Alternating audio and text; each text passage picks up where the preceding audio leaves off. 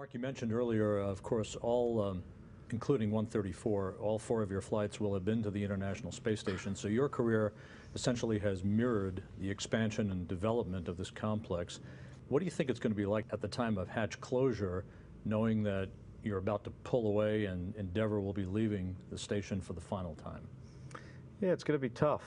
You know, I've seen the space station over what'll be over a 10-year period, and I'm not sure if I'll be going back again.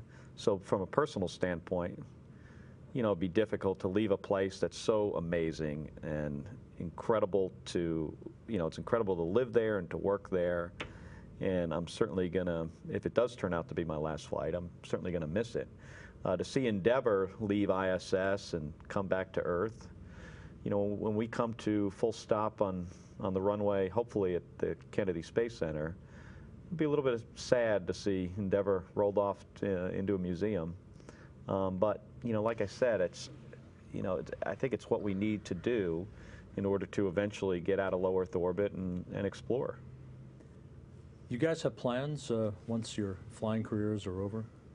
I hope my flying career isn't over. I'd like to fly again if the opportunity presents itself. So I don't look at this as my last flight. You know, assuming everything goes well, I don't mind being in space for almost 6 months. I think I'd like to have another opportunity to fly another long duration flight. And this is a thing that's very difficult to give up. You know, it's very hard for people to put, you know, flying space missions behind them. And yeah, I'm focused on STS-134 now, and I'm going to figure out what I'm going to do later after I land. But, you know, it's a hard thing to retire from. So I think there's a real possibility that I could be, you know, maybe making a 5th trip to the space station. It would be on a Russian Soyuz, or maybe it would be on a new U.S. spacecraft in 5 or 6 years. What advice do each of you have for kids, twins, siblings growing up together about future aspirations in life? What path would you steer them down? I don't think we give specific twin advice. But the kids, you know, I always tell them, you know, you're doing yourself a really big favor to do as well as you can in school. I mean, it's like the best gift you can give yourself, because then you put yourself in an opportunity, in the position where you can make choices. And if you don't do well in school, you don't have so many choices. I also encourage people to try to find something that they're really interested in, you know, because it makes going to work, you know, great every day. It's you know, it's something you want to do. If you're not interested in it, you know, you're probably not going to want to do it. You're probably not going to be very good at it either.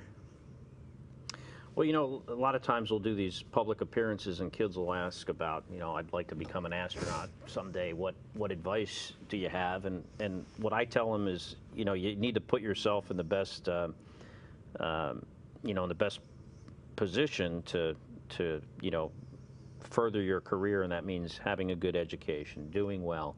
But as far as being an astronaut, I think it's important that they choose something that they like and they're interested in, because if they like it and they're interested in, they're generally going to do better in it. And you know, NASA looks at people that have done well in their career, but also because we spend, you know, as adults, a lot of time at work, and I think it's more important that you do something that you like, rather than doing something just for the sake of, you know, you think it might lead to this other opportunity. There's not a whole lot of astronauts out there. There are a lot of people that are qualified, but you know, the only way you would ever you know, have a chance of you know, getting this job is if you try and put yourself in the best position that you can.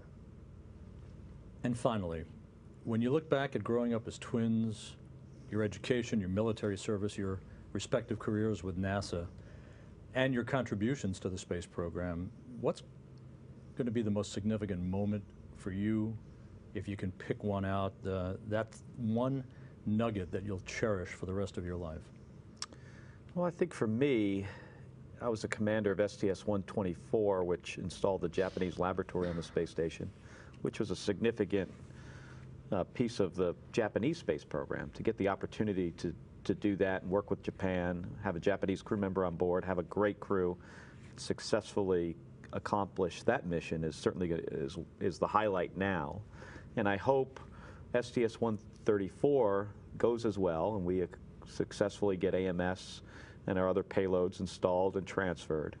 But you know, having the opportunity to command the space shuttle 2 times is certainly going to be the highlight of my career.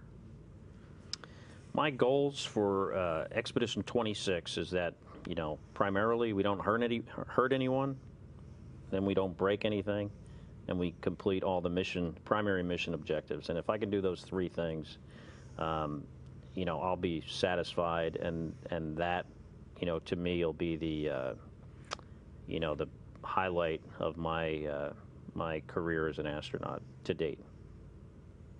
Scott Kelly, Mark Kelly, twin brothers, commanders, thank you very much. You're welcome. Thank you, Rob.